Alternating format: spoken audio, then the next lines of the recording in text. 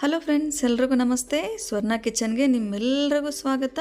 ಇವತ್ತು ನಾವು ನಮ್ಮ ಕಿಚನಲ್ಲಿ ಹೆಸ್ರುಕಾಳು ಗೊಜ್ಜು ಮಾಡ್ತಾ ಇದ್ದೀವಿ. ತರಕಾರಿ ಏನೂ ಇಲ್ಲ ಅಂತ ಅನ್ನೋ ಟೈಮಲ್ಲಿ ಈ ರೀತಿ ಒಂದ್ಸರಿ ಟ್ರೈ ಮಾಡಿ ನೋಡಿ. ಹೇಗಿದ್ರು ನಮ್ಮ ಮನೆಯಲ್ಲಿ ತೊಗೊಂಬಂದಿಟ್ಟರೆ ಒಣಗಿರೋ ಕಾಳುಗಳಿರ್ತಾವಲ್ಲ, ಒಂದ್ಸರಿ ಟ್ರೈ ಮಾಡಿ ನೋಡಿ, ಸೂಪರಾಗಿರುತ್ತೆ. ನಾವೀಗ ಇದನ್ನು ಮಾಡಬೇಕಂತಂದರೆ ಒಂದು 8 ಅವರ್ ಮುಂಚೆನೇ ಈ ರೀತಿ ನೆನೆಸಿಟ್ಟಿರಬೇಕು. ನೆನೆಸಿಟ್ಟು ಮಾಡಿದ್ರೆ ತುಂಬಾ ಚೆನ್ನಾಗಿರುತ್ತೆ. ಇಲ್ಲಾಂತಂದರೆ ಹಾಗೆ ಮಾಡ್ಕೋಬೋದು. ಕುಕ್ಕರಲ್ಲಿ ಒಂದು 6ರಿಂದ 7 ವಿಸಿಲ್ ತೊಗೋಬೇಕಾಗುತ್ತೆ. ಈ ರೀತಿ ನೆನೆಸಿಟ್ಟಿದ್ರೆ ನಾವು 2 ವಿಸಿಲ್ ತೊಗೊಂಡ್ರೆ ಸಾಕಾಗುತ್ತೆ. ಈಗ ನಾನು ಇಲ್ಲಿ ಒಂದು 100 ಗ್ರಾಮ್ಸ್ ಆಗೋಷ್ಟು ಹೆಸರು ಕಾಳು, ಅದೇ ರೀತಿ ಒಂದು ಮೀಡಿಯಂ ಸೈಜ್ನ ಟೊಮೆಟೊ, ಒಂದು 7ರಿಂದ 8 ಬೆಳ್ಳುಳ್ಳಿನ ಹಾಕ್ಕೊಳ್ತಿದ್ದೀನಿ, ಸಿಪ್ಪೆ ಬಿಡಿಸ್ಬಿಟ್ಟು.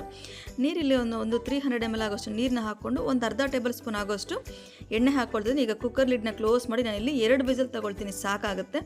2 ವಿಸಿಲ್ ಬಂದ ನಂತರ ಒಂದು 5 ನಿಮಿಷ ಹಾಗೆ ಬಿಟ್ಟು ಅದಾದ ನಂತರ ನಾವೀಗ ಕುಕ್ಕರ್ ಲಿಡ್ನ ಓಪನ್ ಮಾಡಿ ನೋಡೋಣ. ನೋಡಿ, ಪರ್ಫೆಕ್ಟಾಗಿ ಬೆಂದಿದೆ. ಈಗ ನಾವು ಸ್ಮ್ಯಾಶರ್ ತೊಗೊಂಡು ಚೆನ್ನಾಗಿ ಸ್ಮ್ಯಾಶ್ ಮಾಡ್ಕೊಂಡ್ಬಿಟ್ರೆ ಅದು ಸರಿ ಹೋಗುತ್ತೆ. ಈಗ ನೋಡ್ತಾ ಇರ್ಬೋದು ಯಾವ ರೀತಿ ನಾನೀಗ ಸ್ಮ್ಯಾಶ್ ಮಾಡ್ಕೊಳ್ತಾ ಇದ್ದೀನಿ ಅಂತೇಳ್ಬಿಟ್ಟು. ನಾವಿಲ್ಲಿ ಗೊಜ್ಜು ರೀತಿ ಮಾಡ್ತಿರೋ ಕಾರಣ ಈ ರೀತಿ ಸ್ಮ್ಯಾಶ್ ಮಾಡ್ಕೊಂಡು ಬಿಡಬೇಕಾಗುತ್ತೆ.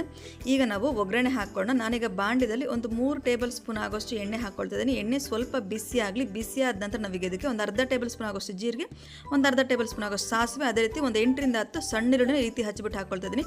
ಒಂದು 2 ರೆಕ್ಕೆ ಆಗೋಷ್ಟು ಕರಿಬೇವಿನಲ್ಲಿ ಹಾಕ್ಕೊಳ್ತಾ ಇದ್ದೀನಿ. ಹಾಗೆ 2ರಿಂದ 3 ನಿಮಿಷ ಫ್ರೈ ಮಾಡ್ಕೊಂಡು ಅದಾದ ನಂತರ ಹೆಸರು ಕಾಳನ್ನ ನಾವೀಗ ಹಾಕ್ಕೊಂಡು ನಂತರ ನಾವೀಗ ಇದಕ್ಕೆ ಒಂದು ಸ್ವಲ್ಪ ನೀರನ್ನ ನೋಡಿ ಹಾಕೋಬೇಕಾಗುತ್ತೆ. ಜಾಸ್ತಿ ನೀರು ಹಾಕೋಬಾರ್ದು.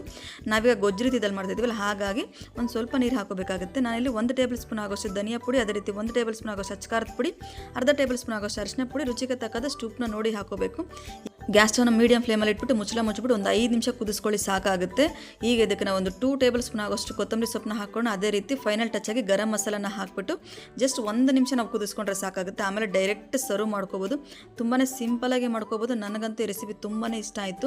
ಮುದ್ದೆಗೆ, ಚಪಾತಿಗೆ ಎಲ್ಲದಕ್ಕೂ ಸೂಪರ್ ಕಾಂಬಿನೇಷನ್ ಆಗಿರುತ್ತೆ. ಪೂರಿಗೂ ಸಹ, ದೋಸೆಗೂ ಸಹ ಸೂಪರ್ ಕಾಂಬಿನೇಷನ್ ಆಗಿರುತ್ತೆ. ಆಲ್ ಇನ್ ಒನ್ ಅಂತ ಹೇಳ್ಬೋದು. ನಿಮ್ಗೆ ಈ ರೆಸಿಪಿ ಇಷ್ಟ ಆಗಿದ್ರೆ ನೀವು ಸಹ ಒಂದ್ಸರಿ ಟ್ರೈ ಮಾಡಿ ಕಮೆಂಟ್ಸಲ್ಲಿ ತಿಳಿಸಿ ನಿಮ್ಮದಲ್ಲಿ ಯಾವ ರೀತಿ ಬಂತು ಅಂತೇಳಿ. ಹಾಗೆ ನನ್ನ ಚಾನಲ್ ಸಬ್ಸ್ಕ್ರೈಬ್ ಮಾಡಿ ಅಂತ ಹೇಳ್ತಾ ನಾನು ಈ ವಿಡಿಯೋಗೆ ಮುಗಿಸಿದ್ದೀನಿ. Thank you.